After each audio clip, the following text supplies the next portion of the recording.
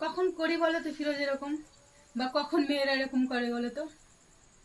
যখন প্রথমে একটা মেয়ে ভরসা নিয়ে থাকে তার বাবার কাছে, হ্যাঁ, কোনো দায়িত্ব নাই, কোনো টেনশন নাই, কোনো চিন্তা নাই, একবারে নিশ্চিন্তে তার বাবার হাত ধরে থাকতে পারে। তারপর কার কাছে বলো তো? তার স্বামীর কাছে।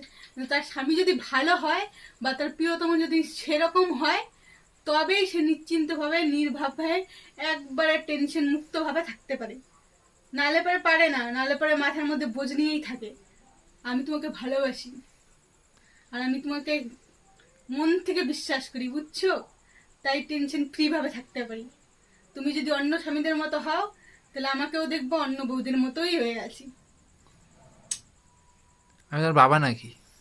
বাবা না, কিন্তু স্বামীর জায়গাটা বাবাই নিতে লাগে, বা বাবার জায়গাটা স্বামীকেই নিতে লাগে। কি আজব যুক্তি রে ভাই।